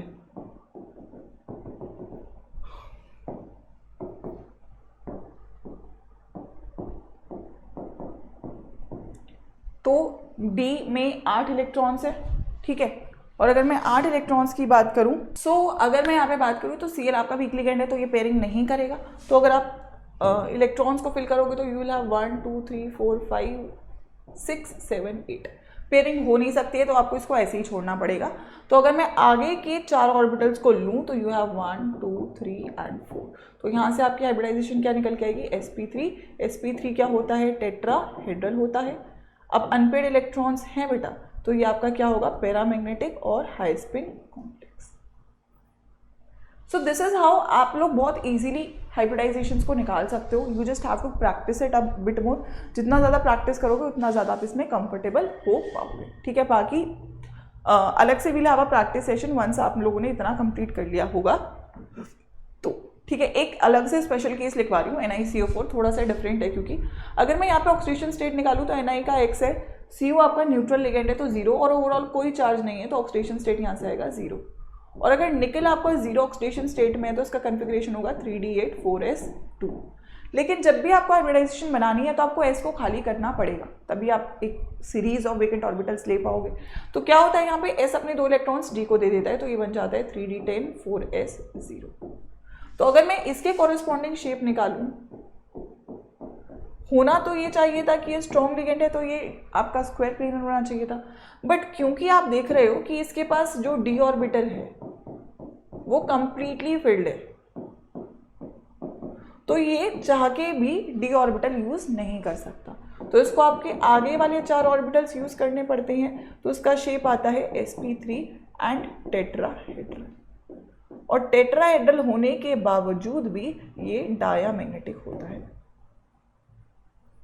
क्या होता है? Diamagnetic, also low spin complex कहलाता है। तो ये एक बहुत ही इंपॉर्टेंट केस है जो आपसे मैक्सिमम टाइम्स पूछा जाता है, तो आपको इसका ध्यान रखना होगा, ठीक है। लेकिन VBT बहुत सारी चीज़ें एक्सप्लेन नहीं कर पाया, जिसकी वजह से आपको CFT की तरफ बढ़ना पड़ा। क्या क्या बातें थी? पहली बात, ये बहुत सारे अजम्पशंस के ऊपर बेस्ड था। मैग्नेटिक मोमेंट के बारे में इसने कुछ नहीं बताया, क्वांटिटेटिवली इसने मैग्नेटिक डेटा को एक्सप्लेन नहीं किया। कलर के बारे में इसने कोई एक्सप्लेनेशन नहीं दी। स्टेबिलिटीज यानी कि थर्मोडायनेमिकली या काइनेटिकली आपके जो कंपाउंड्स है वो स्टेबल क्यों और कैसे हैं, ये भी ये नहीं बता पाया। इसके अलावा कोऑर्डिनेशन नंबर 4 के लिए एग्जैक्टली ये चीज़ों को एक्सप्लेन नहीं कर पाया, एंड लास्टली स्ट्रॉन्ग और वीक लिगेंड्स को डिस्टिंग्विश नहीं कर पाया। इन सभी रीजंस की वजह से आपको VBT के आगे बढ़ना पड़ा, that is towards CFT, which is your crystal field theory, जो कि आपको बताती है कि जो कॉम्प्लेक्स है जो फॉर्म कर रहा है D ऑर्बिटल जो मेटल का होता है वो एक्चुअल में स्प्लिट कर जाता है, इसीलिए इसको क्रिस्टल फील्ड स्प्लिटिंग थ्योरी भी बोल देते हैं। आपके जो D ऑर्बिटल्स हैं, है ना, अगर मैं फॉर एग्जांपल ऑक्टाहेड्रल की बात करूं तो जो ऑक्टाहेड्रल शेप होती है ना, वो आपकी कुछ ऐसी होती है जिसमें जो आपके लिगेंड्स है वो आपके एक्सिस के अबाउट जुड़ते हैं, for example X axis, Y axis, Z axis. तो आपके जो लिगेंड्स हैं वो एक्सियल ऑर्बिटल्स यूज करते हैं मेटल के। और अगर मैं ऑर्बिटल्स को देखूं, D ऑर्बिटल मेरे पास कितने हैं? 5 ऑर्बिटल्स होते हैं, DXY, YZ, ZX। जहां पे आप देख रहे हो जो XY ऑर्बिटल या YZ या ZX ऑर्बिटल है नॉन एक्सियल है, एक्सिस इनसे पास नहीं करता। लेकिन अगर मैं DX² या Y² या DZ² की बात करूं तो ये आपके एक्सियल ऑर्बिटल्स होते हैं। तो आपके जो ऑर्बिटल्स ऑक्टाहेड्रल शेप में यूज हो रहे हैं वो कौन से हैं?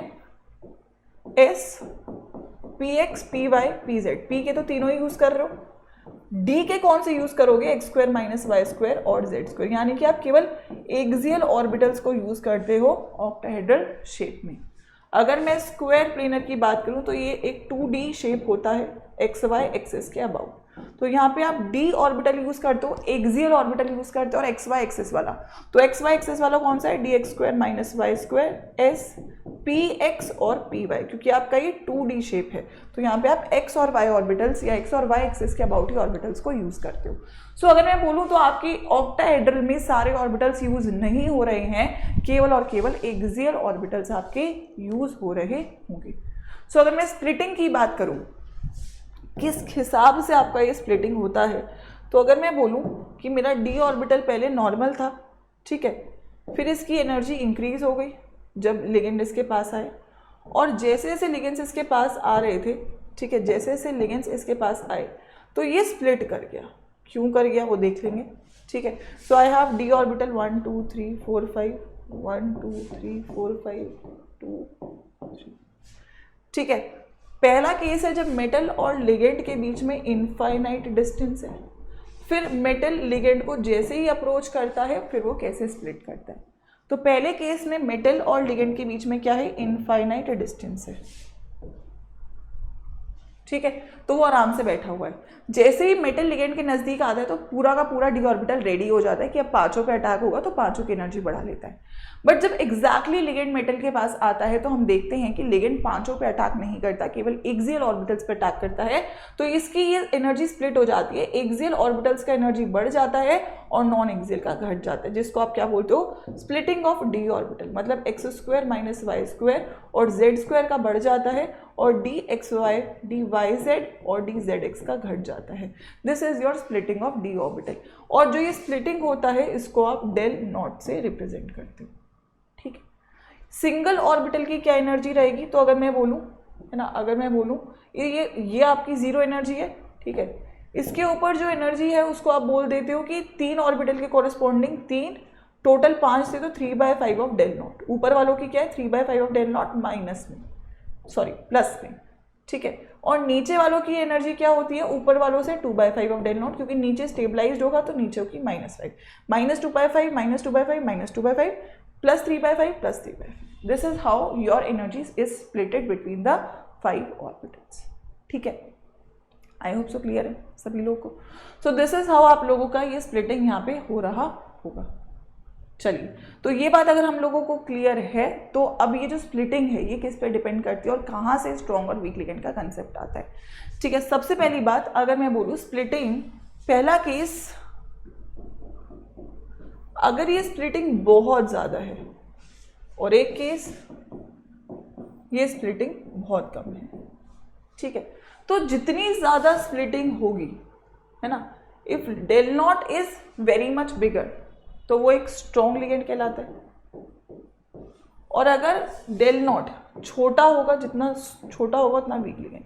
तो स्ट्रॉन्ग और वीक लिगेंड डिपेंड करता है स्प्लिटिंग के ऊपर। सो यस, स्प्लिटिंग जो है वो आप लोगों को इन्फॉर्म कर रहा है कि लिगेंड स्ट्रॉन्ग है या वीक है। आप दोनों में पेयरिंग का भी कंसेप्ट आप समझ सकते हो कि फॉर एग्जाम्पल एक इलेक्ट्रॉन है तो नीचे ही जाएगा दोनों ही केस में, एक इलेक्ट्रॉन है नीचे ही जाएगा दोनों केस में, 2 इलेक्ट्रॉन है फिर से नीचे जाएगा, 2 इलेक्ट्रॉन है फिर से नीचे जाएगा, 3 इलेक्ट्रॉन है फिर से नीचे जाएगा, 3 इलेक्ट्रॉन है क्योंकि सिंगल ऑक्यूपाई करना पड़ेगा। ठीक है, इसीलिए जो कंसेप्ट ऑफ पेयरिंग है वो 3 इलेक्ट्रॉन के बाद से स्टार्ट होता है।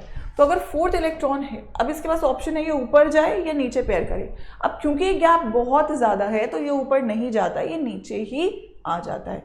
तो क्योंकि del naught is greater than pairing energy, इसीलिए आपकी पेयरिंग यहाँ पे हो जाती है और उसमें नहीं होगी। तो अगर मैं इसमें जाऊँ तो क्योंकि डेल नॉट छोटा है तो इजीली ये आपका ऊपर चला जाता है, क्योंकि डेल नॉट छोटा है इसीलिए ये आपका ऊपर चला जाता है और यहाँ पे पेयरिंग नहीं होती। इसीलिए हम बोलते हैं स्ट्रॉन्ग लिगेंड्स में पेयरिंग होती है और वीक में नहीं। अगर मैं इसकी कन्फिग्रेशन बोलूँ तो इसको नीचे वालों को T2G ऑर्बिटल बोलते हैं, ऊपर वालों को नीचे EG बोलते हैं। तो इसमें T2G में 4 इलेक्ट्रॉन्स है तो T2G4 EG0 कन्फिग्रेशन होगा। और अगर मैं इसकी कन्फिग्रेशन की बात करूं तो इसकी कन्फिग्रेशन होगी T2G3 EG0। ठीक है, अब अगर मैं दोनों की एनर्जीज निकालने को बोलूं तो इसकी एनर्जी कितनी होगी, अगर मैं इसकी एनर्जी निकालूंगी तो नीचे वाले ऑर्बिटल में कितने इलेक्ट्रॉन्स है, 4, और इसकी एनर्जी कितनी होती है 2/5, है ना, दैट टू माइनस का, ऊपर कोई इलेक्ट्रॉन है नहीं। Then you will have pairing energy. तो मेरे पास यहाँ पे पेयर कितने हैं, एक पेयर है, उधर कोई भी पेयर नहीं था, so it is 1 pairing energy. So it is -8/5 of del naught plus pairing energy. इसकी एनर्जी अगर मैं निकालूंगी तो 3 इलेक्ट्रॉन्स है किसमें, -2/5 में, ऊपर एक इलेक्ट्रॉन है 3/5 में और पेयरिंग है नहीं। So this is -6/5 of del naught and plus 3/5 of del naught. So overall कितना हो जाएगा, -3/5 of del naught. So that is how आप लोग स्ट्रॉन्ग और वीक लिगेंड्स की एनर्जी निकाल सकते हो। ठीक है, डन है। चलिए, ऐसे ही मैं फॉर एग्जांपल आपको एक और केस लिखवा देती हूँ, जैसे D5 का है। D5 हाई स्पिन की अगर मैं बात करूँ तो अगर आप D5 हाई स्पिन की बात करोगे, हाई स्पिन नहीं, for example D5 low spin की मैं बात करूँ जहाँ पे आपकी पेयरिंग होती है ना। तो अगर लो स्पिन है 1 2 3 4 5, तो 1 2 3 4 5 स्ट्रॉन्ग लिगेंड का केस। तो इसका कन्फिग्रेशन क्या होगा, T2G5 EG0। एनर्जी क्या होगी यहाँ पे, आपके पास 5 इलेक्ट्रॉन है -2/5 ऑफ डेल नॉट में, उधर कुछ भी नहीं है, पेयर कितने हुए टोटल, 2 पेयर नहीं पेयर्स हुए, तो -10/5 of del naught plus 2p, या फिर आपसे -2 डेल नॉट प्लस 2p बोल सकते हो। अगर मैं वही आपका बात कर लेती वीक लिगेंड में या फिर हाई स्पिन में, तो क्या हो जाता, 1 2 3 4 5, ये तो एज इट इज रहता, 1 2 3 4 5, तो इसका कन्फिग्रेशन क्या होता, T2G3 EG2, है ना। एनर्जी कितना होता, 3 into -2/5 of del naught plus 2/5 of del naught, pairing कुछ है नहीं, है ना, तो ये हो जाता -6/5 of del naught plus 2/5 of del naught, that is -4/5 of del naught. ठीक है, तो ये आप लोगों की यहाँ से एनर्जीज निकल कर आएंगी। तो आप लोगों को कोशिश करना है कि आप D1 से D10 स्ट्रॉन्ग लिगेंड और वीक लिगेंड दोनों के लिए एनर्जी और कन्फिग्रेशन निकाल लो, क्योंकि वहीं से आपको क्वेश्चन आएगा। अब D1 D2 D3 और D8 D9 D10 का तो सेम ही रहेगा, है ना। मेनली आपको D4 से D7 में स्ट्रॉन्ग और वीक बनाना है, क्योंकि D1 D2 D3 में स्ट्रॉन्ग वीक होगा नहीं, D8 D9 D10 में भी नहीं होगा। चेक कर सकते हो आप, स्ट्रॉन्ग और वीक के केस में दोनों में एक ही कन्फिग्रेशन और एक ही एनर्जी आएगी D1 से D3 और D8 से D10 के लिए। एक बार आप लोग इसको ट्राई करेंगे, ठीक है। आइए, अब अगर मैं बात करूँ ये जो स्प्लिटिंग है किस किस चीज़ पर डिपेंड कर रही है। सबसे पहला केस हमने देख लिया, लिगेंड्स के ऊपर डिपेंड करती है, जितना स्ट्रॉन्ग लिगेंड उतना ज़्यादा स्प्लिटिंग। तो उसके बेसिस पे हमें एक स्पेक्ट्रोकेमिकल सीरीज मिलती है जिसमें सबसे ज़्यादा स्प्लिटिंग कार्बन ने करी, तो वो सबसे आगे है, स्ट्रॉन्ग लिगेंड है। फिर नाइट्रोजन करता है, तो नाइट्रोजन के लिगेंड भी आपके स्ट्रॉन्ग लिगेंड की कैटेगरी में आते हैं। फिर ऑक्सीजन करता है, उसके वीक लिगेंड्स होते हैं, और फिर हेलोजेंस होते हैं, तो इसके वीक लिगेंड्स होते हैं। So again on the basis of ligand आप बोल सकते हो कि कौन सा आपका जो केस है स्प्लिटिंग जिसमें ज़्यादा होगी या किसमें कम होगी। देन अगर लिगेंड सेम है तो आप चेक करोगे मेटल, है ना। फॉर एग्जांपल COH2O6 2+ है और आपके पास COH2O6 3+ है, तो अब दोनों में लिगेंड सेम है तो स्प्लिटिंग ज़्यादा किस में होगी, जिसके ऊपर ज़्यादा चार्ज है। अगर लिगेंड सेम है then you check the metal, charge on metal, जिसमें मेटल पे चार्ज ज़्यादा होगा उसमें स्प्लिटिंग ज़्यादा होगी। देन अगर लिगेंड भी सेम है, चार्ज भी सेम है, तो फिर आप चेक करोगे जियोमेट्री, है ना। तो अगर फॉर एग्जांपल सबसे ज़्यादा स्प्लिटिंग होता है स्क्वायर प्लेनर में, फिर होता है ऑक्टाहेड्रल में, और सबसे कम स्प्लिटिंग होता है टेट्राहेड्रल में। इसमें तो बहुत ही कम होता है। तो टेट्राहेड्रल में इतना कम होता है कि इसमें कभी भी लो स्पिन कॉम्प्लेक्स बनता ही नहीं इसमें, क्योंकि कभी भी पेयरिंग होती ही नहीं, इतना छोटा गैप होता है कि पेयरिंग कभी नहीं होती इसमें, ठीक है। तो ये तो याद ही रखना है, इसमें कभी भी पेयरिंग नहीं होती, इसीलिए इसमें कभी भी लो स्पिन कॉम्प्लेक्स का फॉर्मेशन आपका नहीं पाया जाता है, ठीक है। सो दैट इज वेरी इंपॉर्टेंट, जो आप लोग को ध्यान में रखना है। इसके अलावा आखिरी जो मेन इंपॉर्टेंट टॉपिक हमारा रहेगा दैट विल बी आइसोमेरिज्म, ठीक है। आइसोमेरिज्म बेसिकली क्या होगा, ऐसे कंपाउंड जिनका सेम मॉलिक्यूलर फॉर्मूला है, डिफरेंट स्ट्रक्चरल फॉर्मूला है ना। दो केसेस में हो सकता है, या तो स्टीरियो आइसोमर जिसमें आपका 3D अरेंजमेंट आपका डिफर करेगा, मॉलिक्यूलर फॉर्मूला सेम रहेगा, और स्ट्रक्चर में आपका स्ट्रक्चर डिफरेंट होगा, मॉलिक्यूलर फॉर्मूला सेम रहेगा, है ना। स्ट्रक्चर आइसोमर्स मेरे दो टाइप के होंगे, है ना। एक होता है लिंकेज आइसोमर, देखते हैं कैसे आइडेंटिफाई करना है। एक होगा आयोनाइजेशन आइसोमर, एक होगा कोऑर्डिनेशन आइसोमेरिज्म,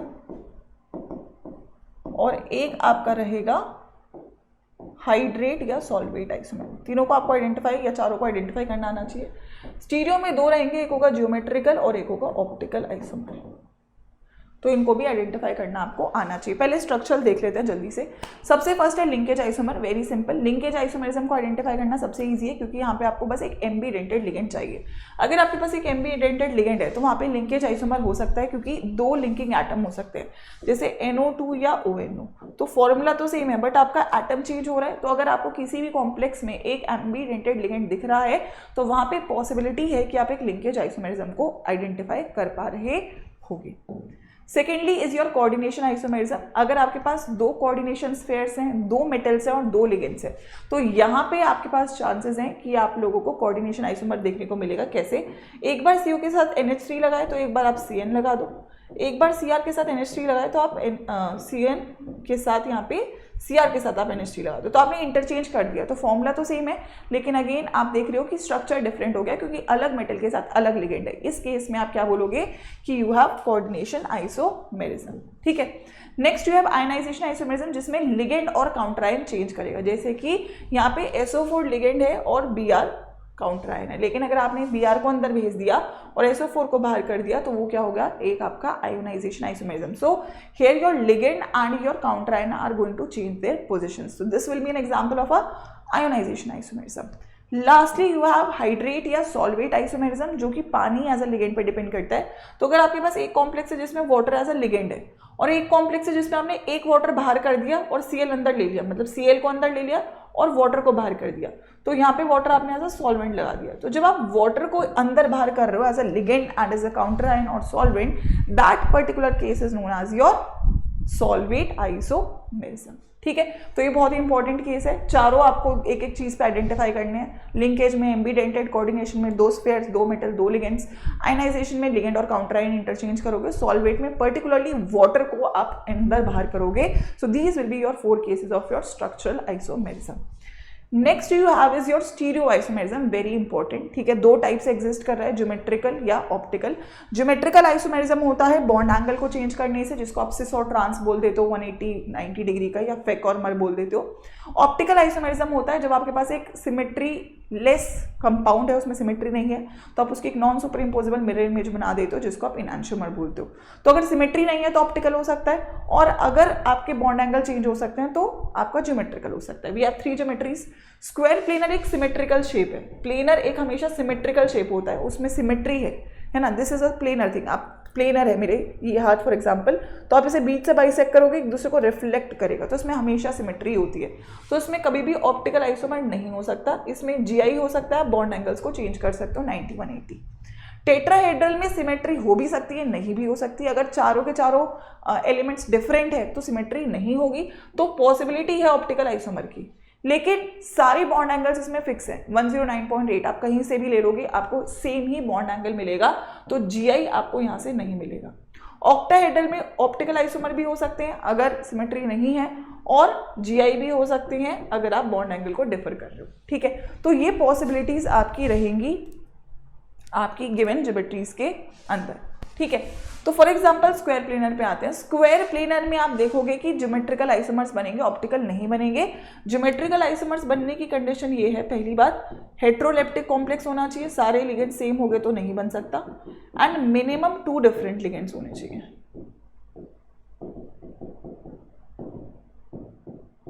ठीक है, तो जैसे फॉर एग्जांपल मेरे पास Ma4 है, तो इसमें सभी सेम है तो आप नहीं बना सकते हो। Ma3B में भी नहीं बना सकते क्योंकि मिनिमम 2 डिफरेंट लिगेंड्स चाहिए। जैसे Ma2B2 है, तो Ma2B2 की अगर मैं बात करूँ, दोनों ए सेम साइड लगा दो, और एक केस हो सकता है कि एक ए आपने ऑपोजिट लगा दिया, तो यहाँ पे आपको दिख रहा है 90 डिग्री का एंगल, यहाँ पे 180 डिग्री का एंगल, तो दे आर सिस ट्रांस, तो 2 जीआई एग्जिस्ट कर सकते हैं। ऐसे ही Ma2BC में एक बार आपने दोनों बी और सी को एक साथ लगा दिया, या दोनों ए को एक साथ लगा दिया। दूसरा केस है आपने ए को फिर से एंगल दे दिया 180 डिग्री का, तो ये भी आपको सिस और ट्रांस यानी कि 2 जीआई दे देंगे। Ma2BC में अगर मैं आऊँ, MABCD में अगर मैं आऊँगी, तो आप यहाँ पे देखो कैसे बना सकते हो। 4 लिगेंड्स है, एक को फिक्स करके बचों को रोटेट कर दो। ठीक है, तो अगर मैं ए को फिक्स कर रही हूँ, किसी को भी कर सकते हो रैंडमली, रोटेट करोगे सी इधर आ जाएगा, बी इधर आ जाएगा, डी इधर आ जाएगा, फिर से रोटेट करोगे डी इधर आ जाएगा, सी इधर आ जाएगा, बी। एक और बार रोटेट करोगे तो क्या फर्स्ट चीज नहीं मिलेगी, बी इधर आ जाएगा, डी इधर आ जाएगा, सी, तो सेम चीज मिल जाएगी। तो यहाँ से कितने बन सकते हैं, 3। बस याद रखना मोनोडेंटेड में MABCD में 3 बनेंगे, बाकी दोनों केसेस में आपको 2-2 GI मिल सकते हैं। ठीक है, स्ट्रक्चर भी बता दिया मैंने आपको। बाइडेंटेड लिगेंड्स जो हैं उसमें अगर सिमेट्रिकल लिगेंड्स है तो किसी भी हालत में आप एंगल्स चेंज नहीं कर पाओगे, तो वहां पे जीआई नहीं मिलेंगे। हाँ, अगर आपके पास अनसिमेट्रिकल बाइडेंटेड लिगेंड है जैसे MAB2, तो AB बाइडेंटेड, अगर दोनों सेम साइड है, एक केस ये हो गया, AB एक को फिक्स कर दो, एक को रोटेट कर दो, तो देखो यहाँ पे BB में 90 डिग्री, यहाँ पे BB में 180 डिग्री, तो ये अगेन सिस ट्रांस बन जाएंगे, 2 जीआई। अगर दोनों B कर दोगे तो फिर आप लोग एंगल डिफर नहीं कर सकते, लेकिन अगेन आप एटलीस्ट एक बाइडेंटेड ले रहे हो और B और C ले रहे हो, तो इसमें BB में कितना एंगल हो गया है आपका, दैट इज 180 डिग्री, और यहाँ पे B अगर आपने नीचे ले लिया तो ये हो जाएगा आपका 90 डिग्री। सो अगेन आप यहाँ से 2-2 GI निकाल सकते हो। तो there are only these 5 possible cases, है ना, दीज 5 पॉसिबल केसेस जिसमें आप जीआई ऑब्जर्व कर सकते हो स्क्वायर प्लेनर में। एक बार आप सभी के स्ट्रक्चर खुद से बनाओगे तो आप लोग को चीज़ें समझ में आएंगी। You are just making sure कि आप 90 180 का एंगल यहाँ पे क्रिएट कर पा रहे हो, ठीक है। तो स्क्वायर प्लेनर का सिंपल सा ये केस रहने वाला है। टेट्राहेड्रल में जीआई है ही नहीं। ऑप्टिकल आइसोमर तभी हो सकता है जब चारों लिगेंड्स अलग हो या एक अनसिमेट्रिकल बाइडेंटेड लिगेंड हो, उसी केस में सिमेट्री मिसिंग होगी और उसी केस में आप ऑप्टिकल आइसोमर बना पाओगे, ठीक है। Let's talk about octahedral. Octahedral का बहुत ही डिफरेंट सा केस रहेगा। मोनोडेंटेड लिगेंड्स के केस में अगर आपके कोई भी दो लिगेंड्स सेम हो जाए कहीं पर भी, है ना, या तो है कि आमने सामने सेम हो जाए, इस पे इस पे इस पे, कभी भी आप देखोगे इसमें सिमेट्री एग्जिस्ट करेगी। बीच में से अगर आप इसे बाइसेक्ट कर दोगे तो ये दोनों एक दूसरे को रिफ्लेक्ट करेंगे, तो ये आपका क्या हो जाएगा, ऑप्टिकली इनएक्टिव। अगर आजू बाजू भी आप साथ में लगा रहे हो तो बीच में से प्लेन निकाल दोगे, फिर से रिफ्लेक्ट कर जाएगा, तो भी ये आपके होंगे ऑप्टिकली इनएक्टिव। तो मोनोडेंटेड लिगेंड अगर है तो अनटिल एंड अनलेस 6 के 6 अलग है तो वो ऑप्टिकली एक्टिव होगा। अदरवाइज कोई भी दो लिगेंड सेम हो जाएंगे तो ऑप्टिकली इनएक्टिव पाया जाएगा। किसके लिए, मोनोडेंटेड के लिए। बाइडेंटेड को अलग से देखेंगे। मोनोडेंटेड में आप नहीं बना सकते अगर आपके 6 के 6 लिगेंड्स अलग नहीं है। तो अगर मैं मोनोडेंटेड की बात करूं तो आप जितने भी केसेस लोगे सभी में ऑप्टिकली एक्टिविटी 0 है, ठीक है। देन अब मेरे पास जीआई की कंडीशन क्या है कि एटलीस्ट दो लिगेंड्स अलग होने चाहिए। तो A6 में नहीं बन सकता, A5B में नहीं बन सकता, A4B2 में बन सकता है ना। अगर मैं MA4B2 बना रही हूं,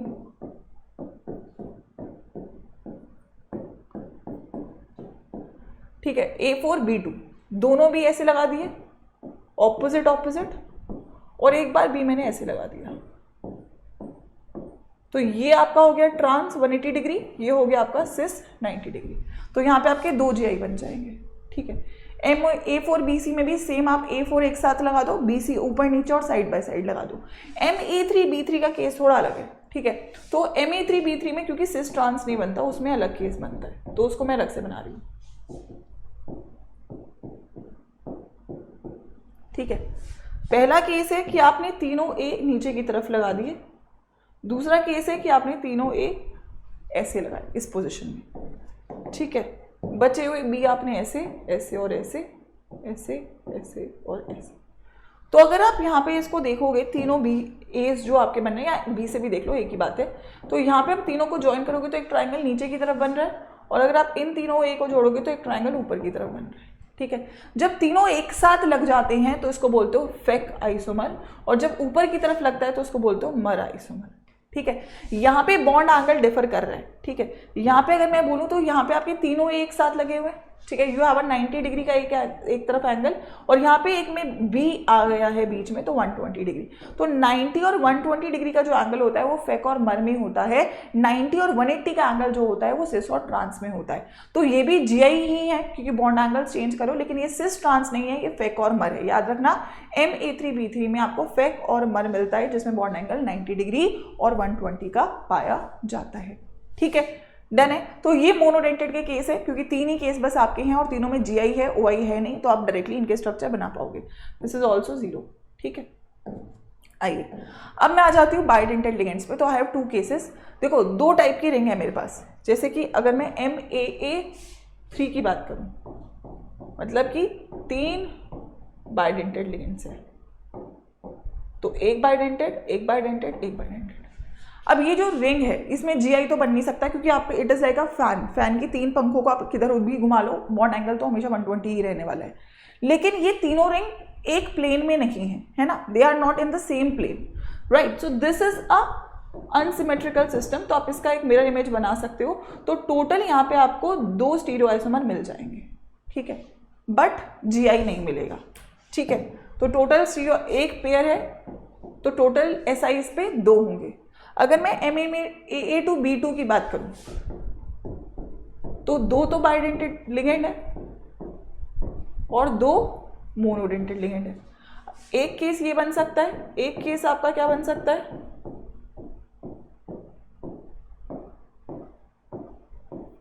ठीक है। ये जो केस है ये ट्रांस है ना, आमने सामने है, और ये आपके एक साथ है तो ये सिस है। अब इसमें अगर आप देखोगे तो ये सिमेट्री है, अगर आप इसे बीच से काटोगे दोनों रिंग्स एक ही प्लेन में है, right, they will reflect each other, so this is inactive, optically inactive. लेकिन ये जो दोनों रिंग्स है ये 90 डिग्री है, ठीक है, these are 90 degree, they are non coplanar rings, so cis is optically active. याद रखना बाइडेंटेड लिगेंड्स में सिस वाला जो होता है वो ऑप्टिकली एक्टिव होता है क्योंकि उसमें सिमेट्री नहीं होती, ट्रांस वाला नहीं होता। तो आप इसकी एक मिरर इमेज बना सकते हो, है ना, आप इसकी एक मिरर इमेज बना दोगे, ठीक है, तो ये आपका इसका स्टीरियो आइसोमर बनेगा। तो टोटल कितने जीआई हैं? 2, ऑप्टिकली एक्टिव कितना है? 1, तो टोटल स्टीरियो आइसोमर्स कितने होंगे यहाँ पे? 3। तो आपको ये पूरा केस याद रखना है, ये बहुत बार पेपर में पूछता है, दैट इज MAA2B2। अगर MAA2BC है तो जो आपने 2 B लगाए हैं उसकी जगह आप एक C लगा दोगे, सेम स्ट्रक्चर बनेंगे, तो वहां पे भी 2 GI, 1 ऑप्टिकली एक्टिव और टोटल स्टीरियो आइसोमर्स हो जाएंगे 3, ठीक है। सो that is the complete case of your stereo isomerism. आप जितना प्रैक्टिस करोगे, एक बार स्ट्रक्चर बिना देखे बनाइएगा, आपको ये क्लियर हो जाएगा। सो that is the entire main topics of the complete chapter. Last bit of theory की इंपॉर्टेंस कहाँ पे है कोऑर्डिनेशन कंपाउंड्स की, काफ़ी जगह होती है, मेडिसिन में होती है, लेकिन अगर कुछ बायोलॉजिकल कंपाउंड्स की बात करूँ तो जैसे क्लोरोफिल है, क्लोरोफिल एक कोऑर्डिनेशन कंपाउंड है किसका? मैग्नीशियम का। हीमोग्लोबिन है, हीमोग्लोबिन में जो आपका कोऑर्डिनेशन कंपाउंड है वो आयरन का होता है। विटामिन B12 है, ठीक है, तो यहाँ पे जो आपका कोऑर्डिनेशन कंपाउंड है वो होता है कोबाल्ट का, ठीक है। ऐसी और भी कंपाउंड्स जैसे कार्बोक्सी पेप्टिडेज, ठीक है, जिंक यहाँ पे आप यूज कर रहे हो, तो there are so many coordination compound. EDT is a coordination compound, lead poisoning में मेडिसिन में यूज करते हैं ना, कैटलिस्ट, विल्किंसन कैटलिस्ट, तो ये सब आपके जो कॉम्प्लेक्सेज हैं कोऑर्डिनेशन कंपाउंड्स के यूजेस हैं, एंड आई थिंक ये बहुत ही बड़ी ब्रांच ऑफ स्टडी है। सो बेसिकली यहाँ तक अगर आप लोग कर ले तो एक बार रिवाइज कर ले, तो इसके बाद एक बार NCERT को गो थ्रू कर लेना, एंड अगले जब मेरे सेशन स्टार्ट होंगे प्रैक्टिस के उनको आप अटेंड कर लोगे तो आपको ये चैप्टर क्लियर हो जाएगा। मुझे कमेंट सेक्शन में बताइएगा कि आप लोग ये चैप्टर एकदम समझ में आ गया, इससे सिंप्लीफाइड वर्जन में आपको आई डोंट थिंक ये चैप्टर मिल रहा होगा, तो अगर आप इससे एग्री करते हो तो मुझे वो एक कमेंट चाहिए, yes ma'am we got it with a fire emoji and this was a great session, if you feel that put it in the comment section. मैं अगले चैप्टर के साथ आपको मिलूंगी विच इज ऑर्गेनिक केमिस्ट्री का 1 shot, we will start with that. And मेरे साथ आप डिटेल में क्लास 12 पढ़ना चाहते हो तो आपके पास ऑप्शन है, because right now we have a fresh batch of class 12। ये तो देखो हम लोग रिवीजन पॉइंट ऑफ व्यू से 1 शॉट्स कर रहे हैं, बट आई थिंक अगर आपके पास अभी समय है, जितना जल्दी आप लोग जुड़ोगे क्लास 12 के साथ उतना आपके लिए बेटर रहेगा, है ना। तो अगर मैं यहाँ स्कूल सेक्शन में जाऊँगी, ऐप से आप जा सकते हो, क्लास 12 पे जाइएगा, क्लास 12 पे आधार 4.0 बैच है, this is the fresh batch, ठीक है, नीचे आप इसका स्टडी प्लान भी देख सकते हो। इसमें क्योंकि मेरी भी क्लासेस बस स्टार्ट होंगी, है ना, केमिस्ट्री की अगर मैं बात करूँ, ऐसी बाकी सब्जेक्ट्स का भी है, तो 16 जुलाई से ऑर्गेनिक स्टार्ट करेंगे हम लोग। ऑर्गेनिक के बाद हम लोग आपका जो है फिजिकल करेंगे और फिर इनऑर्गेनिक करेंगे, बट द गोल इज कि आपका बोर्ड से पहले, है ना, you need to make sure November is the last जिसमें आप सिलेबस कंप्लीट कर लो। उसके साथ क्या होगा कि आप बोर्ड्स भी अच्छा करोगे और जो भी कॉम्पिटिटिव एग्जाम आप प्रिपेयर करो वो भी आप अच्छा करोगे, है ना। तो आप इसको अभी बाय कर सकते हो because you have the maximum discount going on. The code for joining the batch with maximum discount will be Y513, क्योंकि ये मेरा कोड है, ठीक है, इस पर आपको डिस्काउंट भी मैक्सिमम मिल जाएगा। The price is 4314। 4314 is for 4 subjects, physics, chemistry, maths, biology, चारों का फुल सिलेबस डिटेल में कंप्लीट होगा। एंड आई विल से कि आप इसे रिग्रेट नहीं करोगे क्योंकि आप बोर्ड्स में मेरे पास पढ़ने आओगे ही बाद में, तो इट्स बेटर कि आप अभी से मेरे साथ पढ़ लोगे तो आपको बाद में बिल्कुल भी चीज़ें डिफिकल्ट नहीं लगेंगी और आप इजीली बोर्ड्स में अच्छा स्कोर कर पाओगे। और येस, इस बार के बोर्ड्स इतने ईजी नहीं होंगे, तो ट्राई करिएगा कि आप बैच को ज्वाइन करें ताकि आप लोग चीज़ों को सिंपल कर रहे हो अपने लिए, और ये साल बहुत इंपॉर्टेंट है, इसमें आप चीज़ों को किसी भी हद तक लूज ऑन ना करें, ठीक है। तो यूज़ कर लेना कोड बट Y513, क्योंकि इसी पे आपको डिस्काउंट मिलेगा, और ये मेरा कोड है तो मुझे पता चल जाएगा कि आपने बैच ज्वाइन कर लिया है, ठीक है। तो मिलते हैं अगले 1 शॉट में यूट्यूब के ऊपर, और बैच में ऑर्गेनिक केमिस्ट्री के साथ डेप्थ में पढ़ने के लिए, वो डर खत्म करने के लिए जो आपको ऑर्गेनिक से लगता है। And all the best.